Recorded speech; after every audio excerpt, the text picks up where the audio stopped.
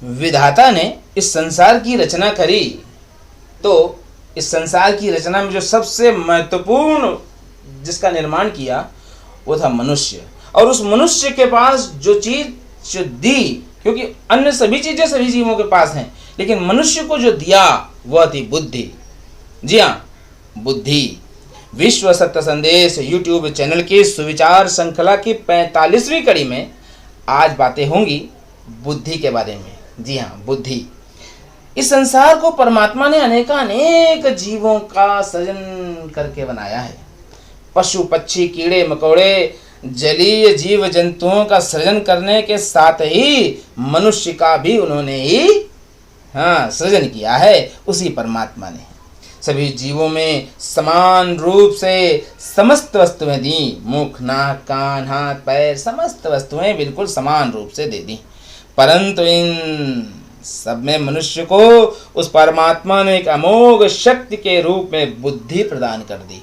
यह मनुष्य को परमात्मा द्वारा प्राप्त अतुलनीय शक्ति, जी हाँ, अतुलनीय शक्ति जिसकी कोई तुलना नहीं की जा सकती।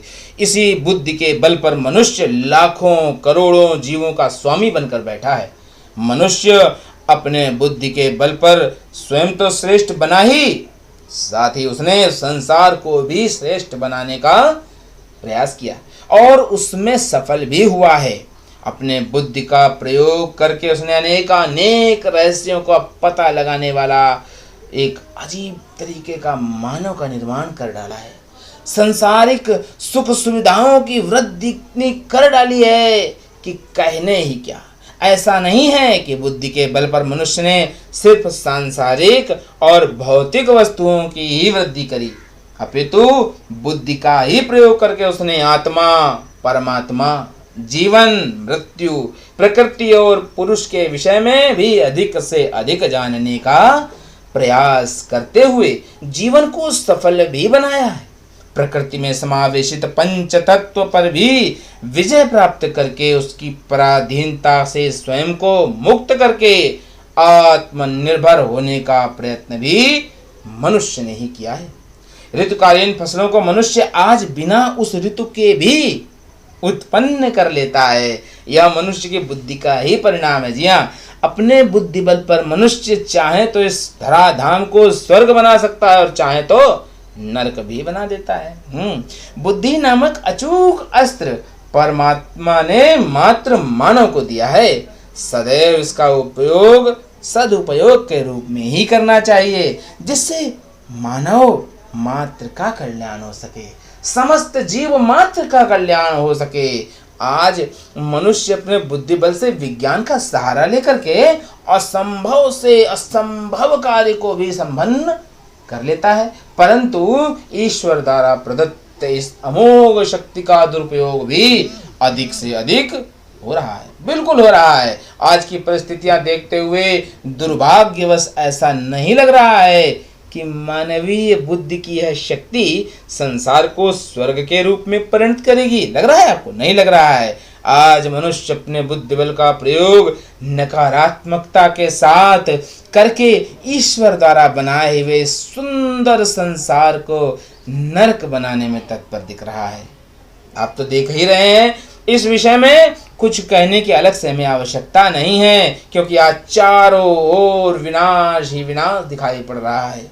उससे पीड़ित मनुष्यों का हाहाकार ही अधिक सुनाई पड़ रहा है। हम आज जिधर देखते हैं उधर ही दुख, पीड़ा, शोक, संताप, आवश्यकता एवं अभाव का ही तांडव दिख रहा है। आज मनुष्य सांसारिक सुख सुविधाओं की वृद्धि करने के लिए नित्य अपने बुद्धि बल का प्रयोग करके अनेक प्रकार से कार्य कर रहा है, परंतु इतना करने के बाद भी मनुष्य आज आश्वस्त एवं निश्चिंत नहीं दिखाई पड़ रहा है।